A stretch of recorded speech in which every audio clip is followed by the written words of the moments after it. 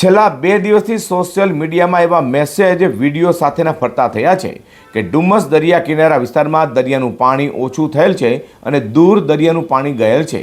આ બાબતે સુરત પોલીસે સ્પષ્ટતા કરવી પડી છે।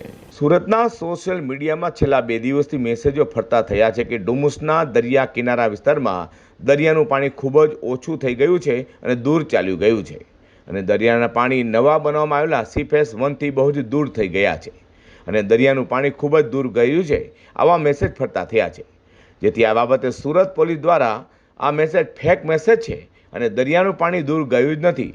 આ કોઈ ટીખળખોર વ્યક્તિએ સોશિયલ મીડિયામાં ખોટા મેસેજ કર્યો છે અને સુરતીજનોને પોલીસ દ્વારા અપીલ કરાય છે કે કોઈએ ફેક મેસેજ કરવો નહીં। આ એક ગુનો છે અને ફેક મેસેજ કરવાવાળા પર પોલીસ કાર્યવાહી કરવામાં આવશે તેમ તેમણે જણાવ્યું હતું।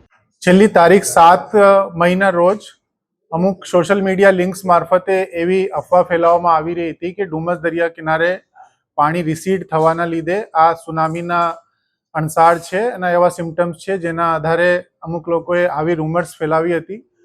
પોલીસ અમારી જે સાયબરની ટીમ છે તાત્કાલિક એમાં જોડાવવામાં આવી અને એવા લિંક્સ આઈડેન્ટિફાઈ કરવામાં આવ્યા છે। 11 લિંક્સ જે હતા એ આઈડેન્ટિફાઈ કરી અને લિંક્સ દૂર કરવા માટે કન્સર્ન એજન્સીને પણ લખવામાં આવ્યું છે અને જે વ્યક્તિ આવા પ્રકારના રૂમર્સ ફેલાવતા હતા એમને આઈડેન્ટિફાઈ કરીને એમના વિરુદ્ધમાં ગુનો દાખલ કરવાની તજવીજ ચાલુ છે।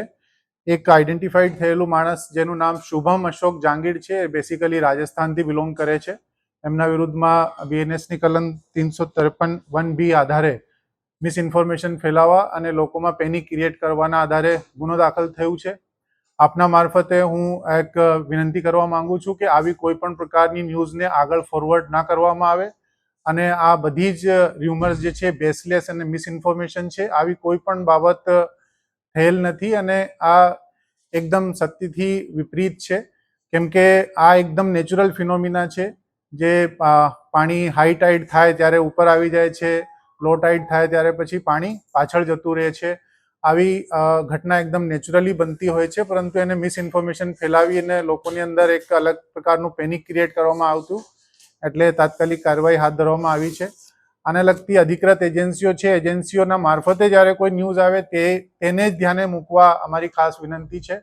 અમારા જે લોકલ પોલીસ તંત્ર છે એમને પણ ત્યાંના દરિયા કિનારેના જે ગામો છે એમના ગ્રામજનોની સાથે પણ વાત કરી અને એવા કોઈ લિંક એને ધ્યાને આવે તો એ તાત્કાલિક પોલીસને રિપોર્ટ કરવા માટે પણ કહેવામાં આવેલું છે, એમને જાગૃત કરવામાં આવ્યા છે અને બાકીની જે આગળની કાર્યવાહી ગુનો દાખલ કરીને અપરાધી વિરુદ્ધમાં કરવામાં આવશે।